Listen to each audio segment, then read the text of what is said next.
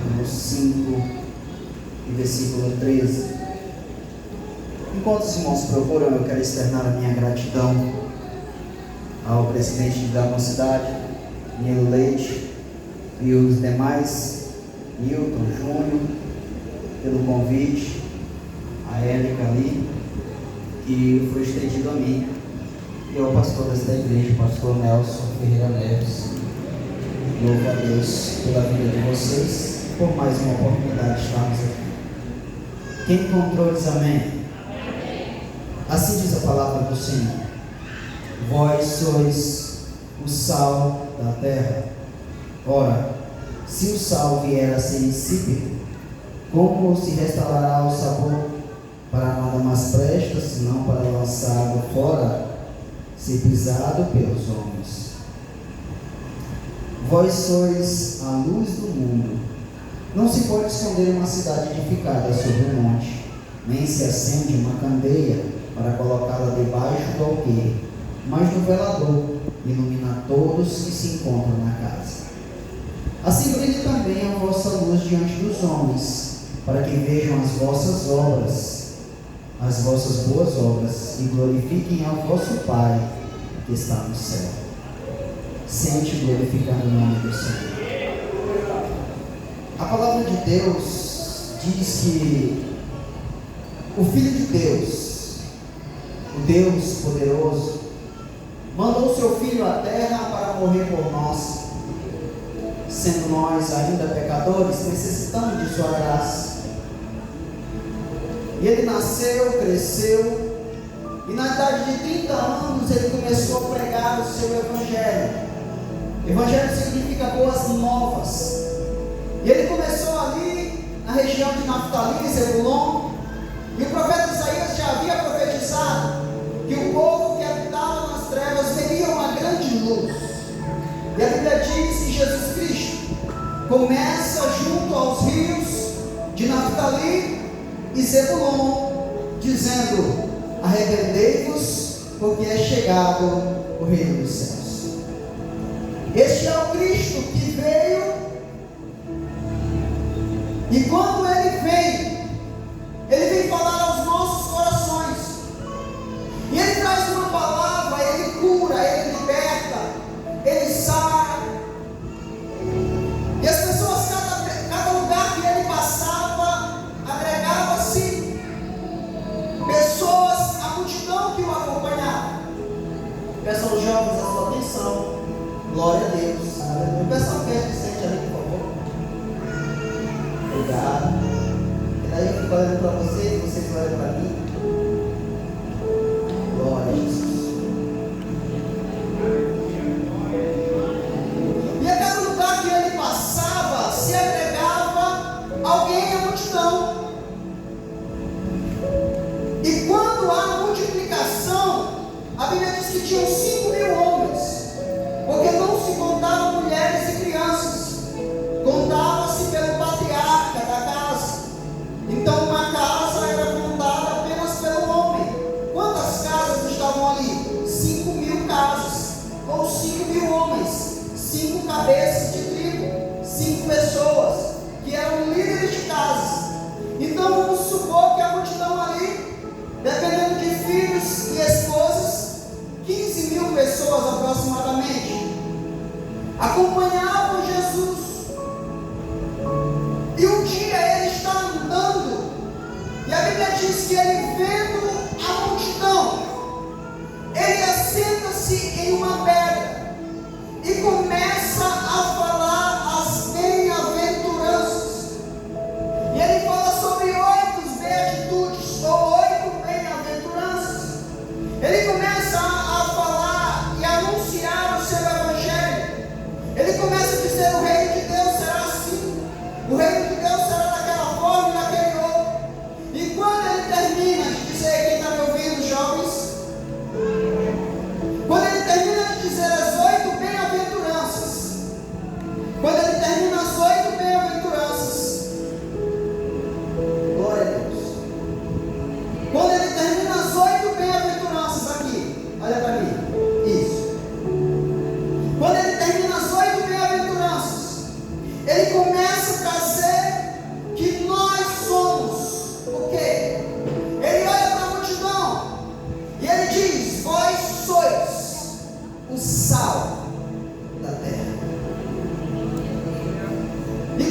ele diz que nós somos, porque quando ele fala com aquela multidão, ele está falando conosco, porque nós somos a multidão que segue Jesus. Dentre nós temos muitos que somos sal, e dentre nós temos muitos que se tornaram insípidos, o sal que perdeu o sabor. E como eu sei a diferença? É porque o sal que tem sabor. A primeira característica do sal que eu quero trazer aqui esta noite é o sal que tem sabor. Porque o sal que tem sabor, ele não salga. Em João capítulo 6, verso 6, parte A, ele diz: como é que se comerá algo que é sem sal, sem colocar-se sal, ou algo insípido, sem que se seja colocado sal? Quando Deus diz, Jesus diz, vós sois o sal da terra, ele está dizendo, vocês é quem dão sabor nesta terra em que eu olho para ela. Eu só sinto sabor na terra porque vocês estão nela. Quem entendeu? Quando eu olho para esta terra, quando eu degusto esta terra, eu só percebo o sabor porque ela tem sal. E vocês são o sal que eu degusto e gosto. Eu vou simplificar para vocês. Jesus gosta de vocês. Ele está dizendo, o sal que eu quero, ele dá sabor. Eu estou falando contigo, crente, que aonde você está, aonde você chega, na sua escola, no seu trabalho, na faculdade, aonde você passar, na tua rua, as pessoas olham e sentem que você tem sabor. Porque o sal, ele vem para temperar e não para salgar. Irmão, não entendi a diferença. Quem já comeu feijão salgado? Levanta a mão. É bom? Terminou de comer? Sabe por que você não gostou?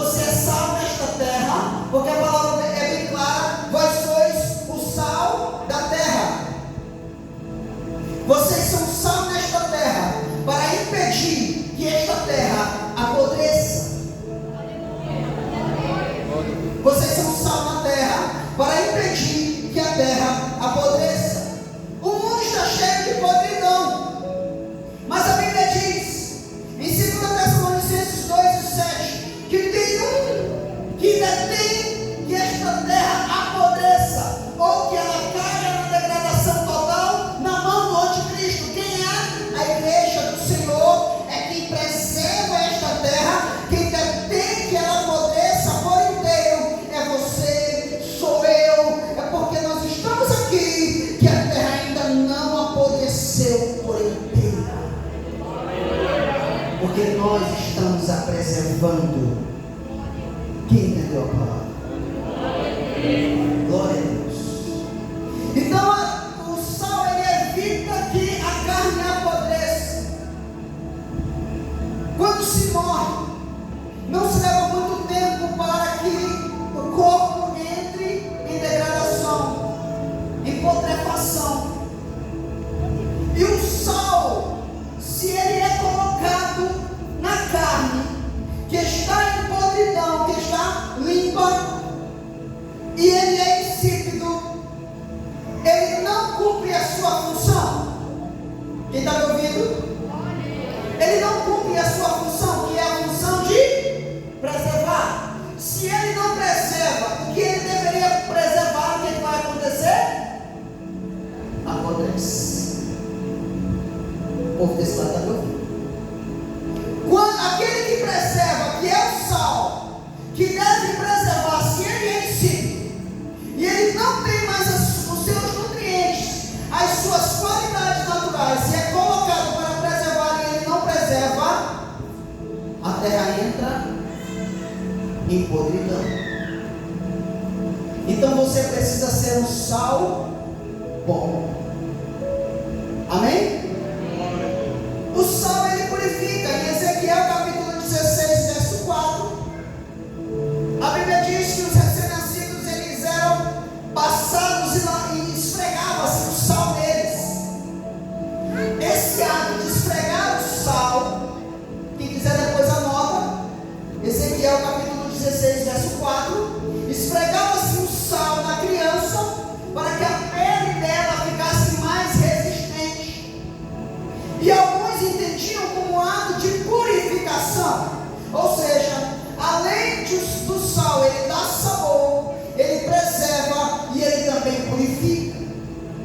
Vocês vieram, vocês estão na terra. Jesus está olhando para os seus discípulos e olhando para nós dizendo: eu chamei vocês para dar sabor, eu chamei vocês para preservar e eu chamei vocês para purificar. Por isso ele diz: sede santo porque eu sou santo. Ele está dizendo: vocês andam por aí purificando a terra. Glória a Deus. A Bíblia diz em 2 Reis capítulo 2, versículo 21, que o povo chega para Eliseu e diz: Eliseu, aqui tem um problema. Qual é o problema? É que a terra é boa, a cidade é boa, porém a terra é estéril e as águas são amargas. Eu fiquei pensando, por que ele disse que a cidade é boa? O que tinha de boa na cidade? Se a água é amarga e a terra é estéril, vira o quê? Mas a Bíblia diz que Eliseu chama eles e diz: me tragam um prato limpo e coloquem sal nele. Quando vocês colocarem sal no prato limpo, vocês trazem para mim. E ele pegou aquele sal e jogou nas águas. E ele disse: esta terra não será mais estéril, e essas águas nunca mais serão amargas. O que ele está dizendo? Eu estou purificando aquilo que era estéril, vai começar a cheirar. Eu estou purificando, e aquilo que não produzia, aquilo que era amargo, aquilo que era ruim, aquilo que ninguém queria, vai começar a ser doce ao seu paladar. Fonte que ninguém ia para beber água vai começar a ir. Ei, você é uma fonte de águas e Deus jogou sal em você.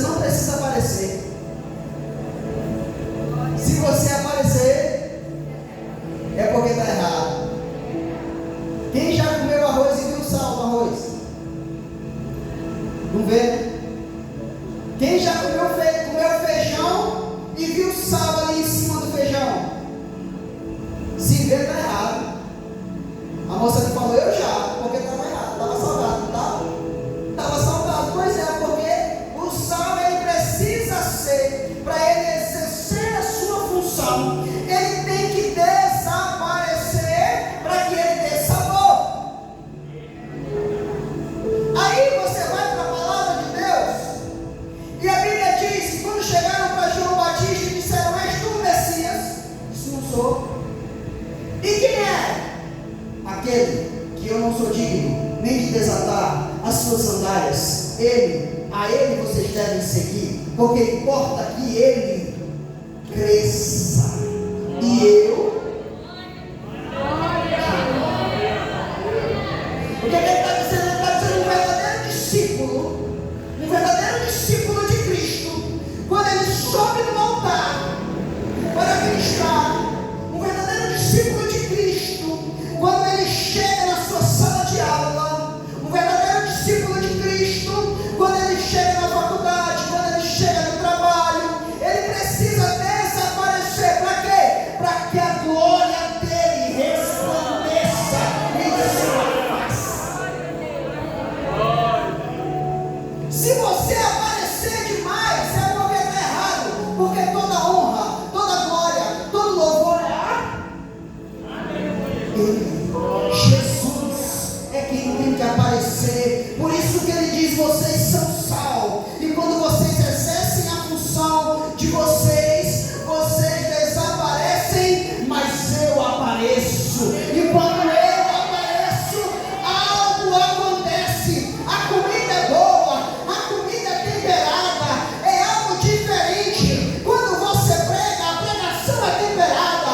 Quando você canta, a pregação é temperada.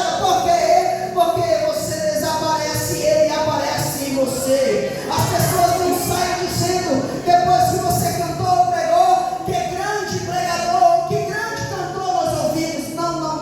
Ele sai dizendo: que grande palavra. Ele sai com vontade de ler a Bíblia. Ele sai dizendo: quando eu chegar em casa, eu vou ler de novo Mateus capítulo 5, versículo 13. Por quê? Porque foi uma grande palavra. Não foi o pregador, não foi o pregador, foi Deus do pregador que falou o meu coração. Porque quando o pregador desaparece, ele aparece em você.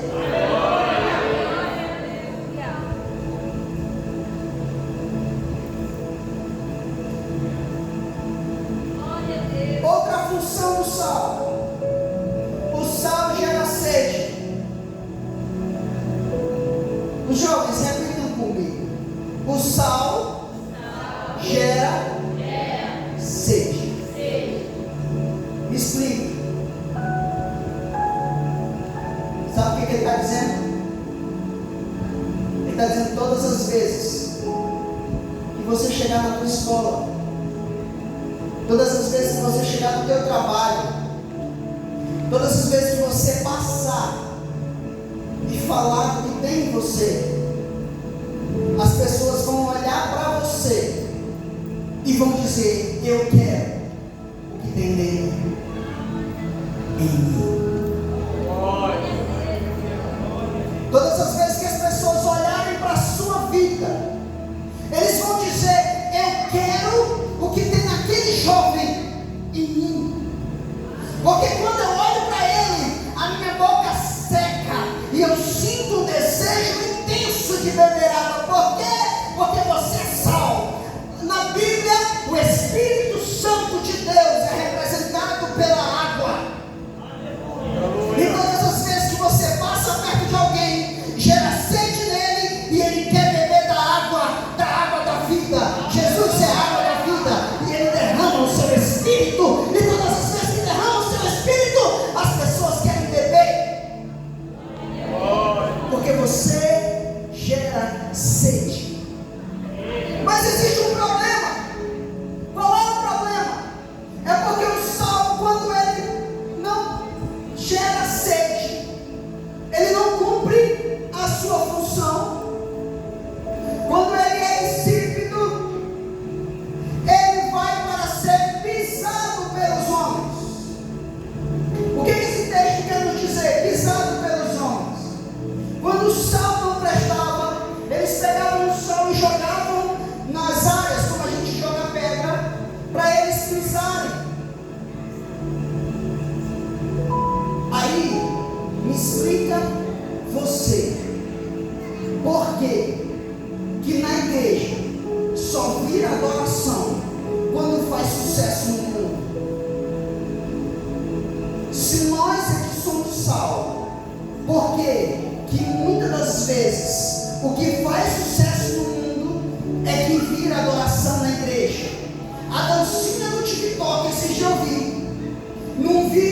alguns jovens em cima do altar fazendo a dancinha do TikTok dizendo que estavam adorando a Deus.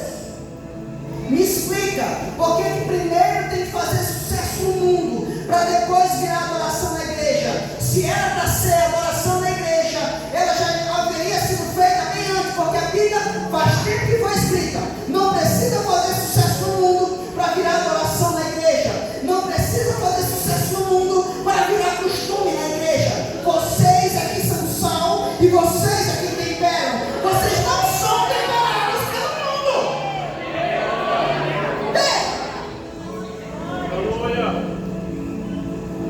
Então, se o mundo é que determina o que o jovem da igreja usa, se as novelas, a Malhação, a Rebelde, qualquer uma dessas hoje que passa, não sei, se a novela das 9 é que define o que você usa e o que você não usa, é porque o sal se tornou insípido. Você é um sal insípido. E sabe o que está acontecendo com você? O mundo está pisando em você, porque você perdeu a característica de sal e agora você está sendo pisado pelo mundo. O que é isso? O mundo governa você. Agora ninguém ri. Mas eu quero dizer para vocês que vocês são uma geração de sal e vocês vão temperar e não serem temperados. Alguém já viu um sal temperado? Eles podem até colocar o tempero no meio do sal, mas o tempero não gruda de jeito nenhum no sal. Você coloca uma carne para assar e joga só sal grosso em cima dela, e você come, e você encontra sabor. Mas pega uma carne para assar e não coloca sal, você vai ver que você não dá conta de comer nem que seja uma picanha mal alcatra. Por quê? Porque falta o sabor. E o que dá sabor? É o sal. E sabe por que é o sal? Por uma característica que ele tem. Ele é necessário. Para finalizar o assunto do sal, ele é necessário. Quando você vai no mercado, a maioria das irmãs vai no mercado, o sal, ele não está nas primeiras prateleiras. Você não entra no mercado e vê uma torre de pacote de sal, porque o sal, além de barato, ele não é bem visto, mas ele é necessário. Esses dias eu cheguei em casa animado, peguei um tutano na geladeira, um xavari, botei para descongelar, temperei com tudo que tinha direito e botei para cozinhar. Quando eu provei, esqueci o sal. Você come? Come não, irmão. Por quê? Porque o sal é necessário. Se faltar a páprica, você come. Se faltar o tempero baiano, você come. Se faltar a pimentinha, você come. Mas se faltar o sal, você não come. Por quê? Porque sal não é questão de escolha, ele é necessário. E muitas vezes você esquece o sal. Sabe por quê? Porque você compra um pacote e passa 3 meses para comprar outro. Aí você chega em casa, vai cozinhar e olhou, faltou o sal. Você para tudo que você está fazendo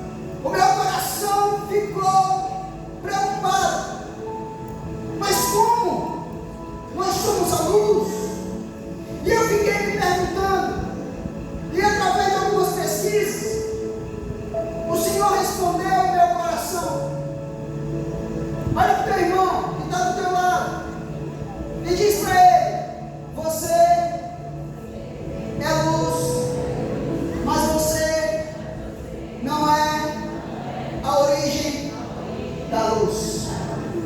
Não entendi. Jesus explica. Ei. Jesus explica o que ele diz. Ele diz: eu sou a luz do mundo. João 12:46. Ele diz: eu sou a luz do mundo.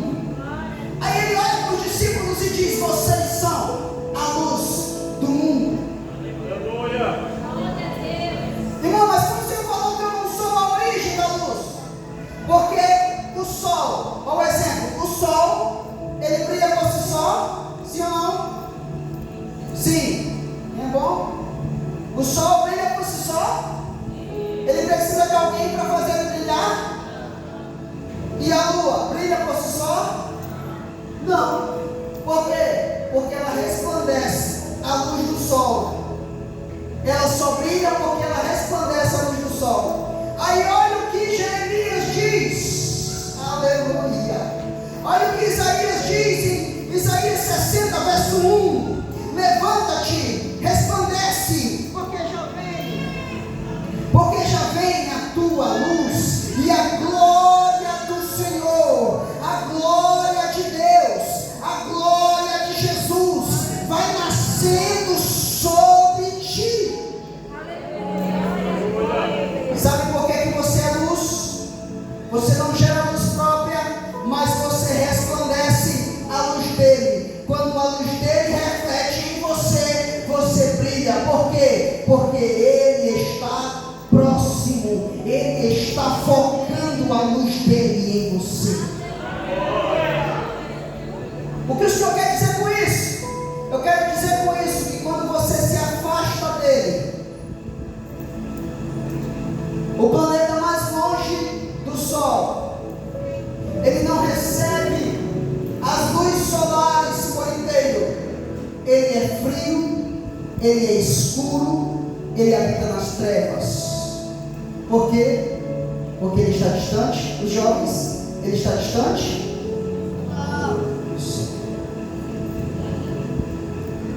Vocês precisam estar próximos de Jesus. Porque vocês sozinhos não geram luz. Mas quando vocês estão próximos dele, vocês conseguem extrair a luz dele em vocês.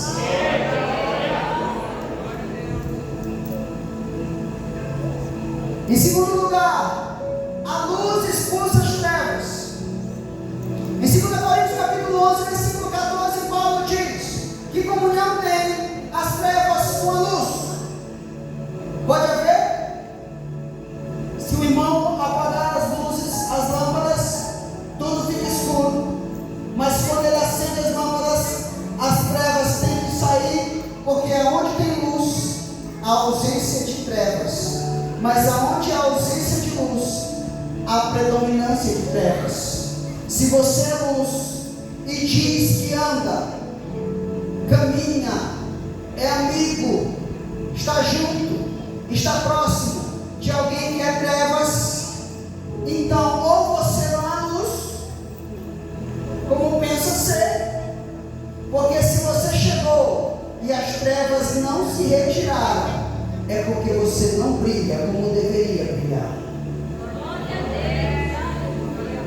Aí ele diz: alguém colocaria a luz debaixo da cama, alguém esconderia a luz, e o problema é que tem muita luz. Olha para mim, jovens.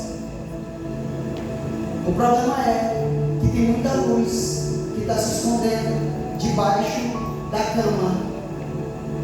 Porque é luz na igreja, mas na escola não é. Porque pega a sua lâmpada e coloca debaixo da cama.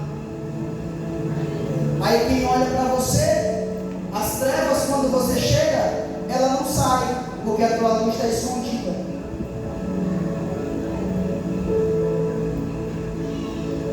se você não brilha como deve brilhar, aonde você chega, as trevas predominam e elas dominam você.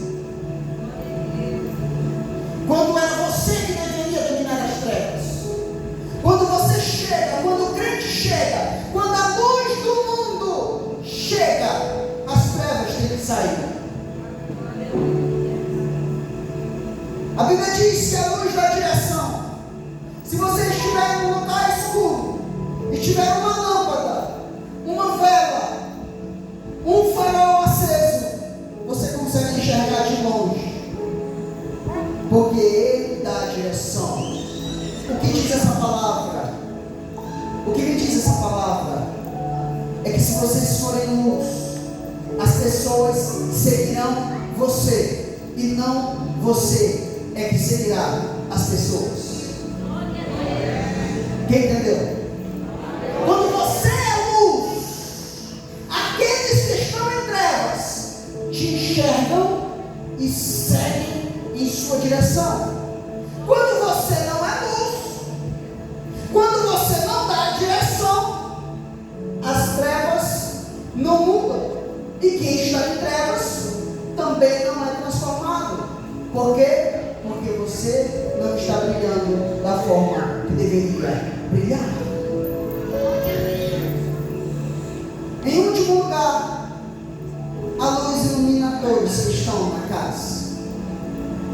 Jesus Cristo disse que ao invés de colocar debaixo da cama, se coloquem num velador. É um lugar alto onde se coloca uma lâmpada para iluminar a casa toda. Eu quero dizer para você, jovem, eu quero dizer para você, senhora, e para você, obreiro, que vocês foram chamados para dar sabor à terra e para brilhar no mundo. Dar sabor à terra porque é aqui que vocês trabalham. E brilhar no mundo é porque quando vocês aparecerem, quando vocês forem levantados, todos enxergarão a luz de Jesus em vocês. E o mundo inteiro reconhecerá Cristo em você. Por isso que o sal é na terra. Explica melhor para mim. É que o sal transforma de dentro para fora. Os jovens que estão ouvindo, o sal transforma de dentro. O que é isso? Explica para mim. É porque quando o sal está, ele não é visto, mas ele está trabalhando, ele está exercendo função.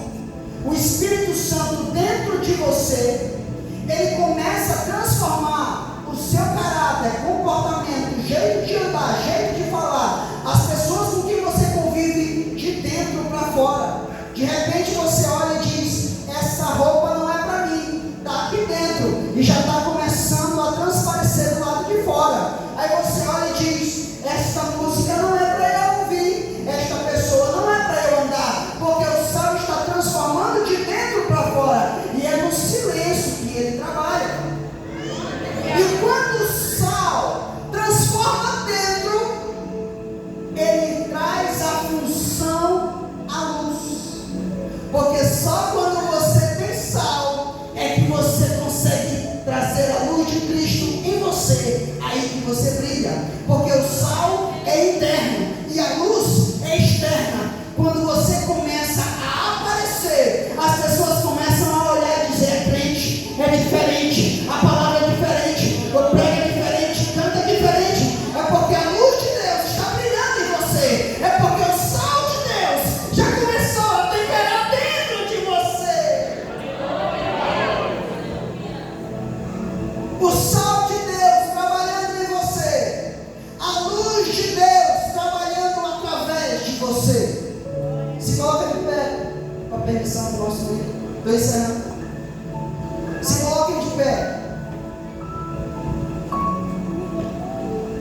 O que eu quero dizer para você é: quando você é sal, Deus está trabalhando em você. Olha para mim. Quando você é sal, Deus está trabalhando em você. Quando você é luz, Deus está trabalhando através de você.